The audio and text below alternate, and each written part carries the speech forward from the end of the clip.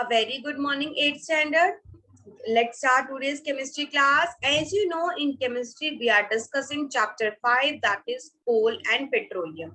And student, in yesterday class, we have discussed what are natural resources, what are man-made resources, and we have also discussed that natural resources is also classified into two parts, inexhaustible and exhaustible, है ना? हमने ये introduction भी किया था इस chapter का, और हमने पढ़ा था जो इनएग्जॉस्टिबल नेचुरल रिसोर्स होते हैं वो अनलिमिटेड होते हैं, और जो एग्जॉस्टिबल नेचुरल रिसोर्स होते हैं वो हमारे लिमिटेड होते हैं। तो स्टूडेंट्स, आज हम डिस्कस करेंगे first exhaustible resource. First I mean पहला हम ऐसा एग्जॉस्टिबल रिसोर्स यूज करेंगे first, that is coal, and we will also discuss formation of coal. So students, आप इस पिक्चर में देख सकते हैं what are the uses of coals. आप जानते हैं coal can be used in railway engines, in household cooking, in thermal power plant for producing electricity, and in some industries coal is very important. So question is arise, what is coal? So students, it is as hard as stone. ये पत्थर की तरह hard होता है, and is black in color. और वो कैसे colour का होता है? ब्लैक कलर का होता है। Coal is one of the fuel that used to cook food. एक ऐसा फ्यूल जो सबसे ज्यादा, मतलब सबसे ज्यादा तो नहीं कह सकते, लेकिन कुकिंग में यूज होता है। Earlier it was used in railway engines to produce steam to run the engine. पहले तो ये रेलवे इंजन में भी यूज होता था। अब आप जानते हैं, अब हमारी कुछ ट्रेन जो होती हैं वो इलेक्ट्रिसिटी बेस्ड हो गई हैं, लेकिन पहले टाइम में हम रेलवे इंजन में जब स्टीम प्रोड्यूस करना होता तो वो कोल से, जिसको हम हिंदी में कोयला भी कहते हैं, उससे चलता था। It is also used in thermal power plant to produce electricity. Electricity के लिए भी यूज होता है, and it is used as a fuel in various industries, और काफी इंडस्ट्रीज में एज अ फ्यूल भी कोल यूज होता है। तो हमने देखा कितने सारे यूजेस है कोल के। तो let discuss what is the formation of this coal. So students, as you know, 300 million years ago जो हमारी अर्थ पे बहुत ज्यादा डेंस फॉरेस्ट था। डेंस बोले तो हम बहुत ज्यादा घना जंगल था, लेकिन कुछ नेचुरल डिजास्टर होते हैं जैसे कि फ्लड, अर्थक्वेक। तो उस वजह से क्या होता है, ये पेड़ जो होते हैं नीचे नीचे सॉइल में दबते चले जाते हैं। फिर सॉइल और अर्थक्वेक आता है, और फ्लडिंग होती है, और कुछ ना कुछ आंधी तूफान आते हैं, जिससे कि ये अंडर द सॉइल ब्यूरिड होते रहते हैं हमारे डेड प्लांट्स। फिर स्टूडेंट्स, एज यू नो कि अंडर द सॉइल वहां पे बहुत ज्यादा हाई प्रेशर और हाई टेम्परेचर होता है, and in the anaerobic bacteria, that means in the absence of air, ये सब इनमें से खत्म हो जाता है। ऑक्सीजन और हाइड्रोजन इनमें से नहीं बचती, तो इनके पास ये हाई प्रेशर टेम्परेचर में चले जाते हैं। फिर इस कंडीशन में इनके पास क्या बचता है, कार्बन में धीरे धीरे यूजली कन्वर्ट होते रहते हैं, मतलब कि कोल में कन्वर्ट होते रहते हैं, and coal mainly contains carbon, और इसी चीज को हम क्या बोलते हैं, कोल।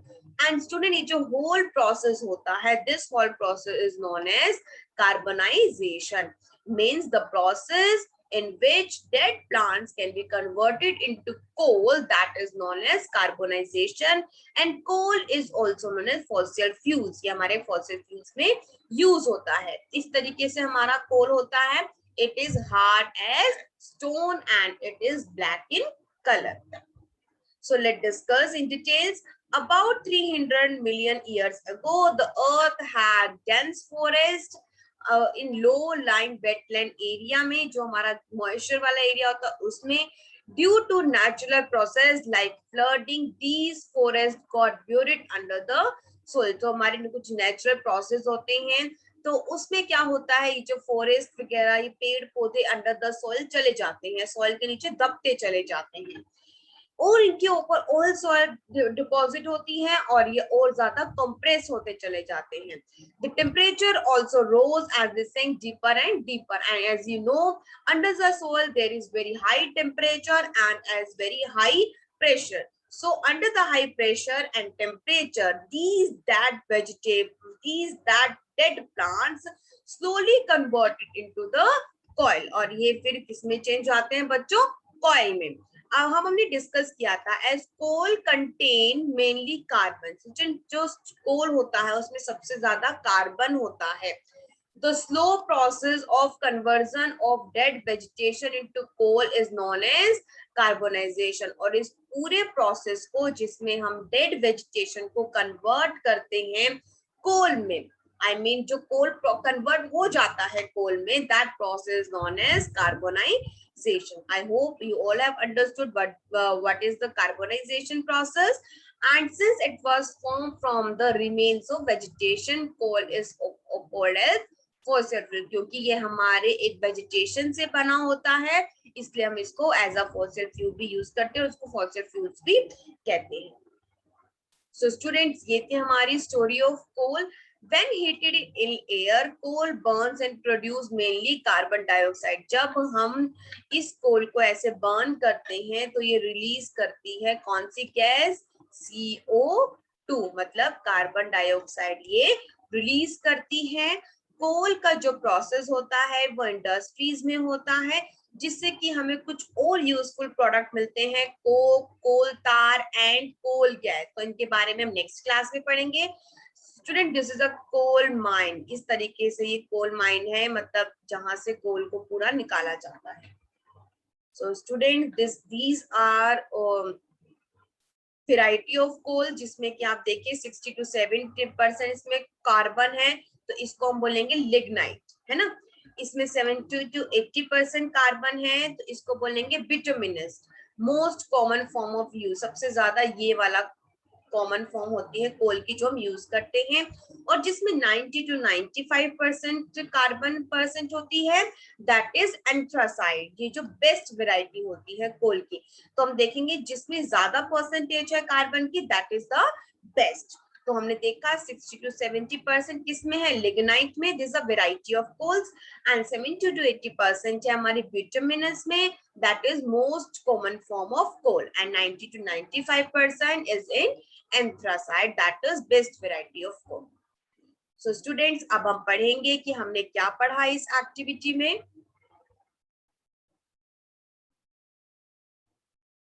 ओके,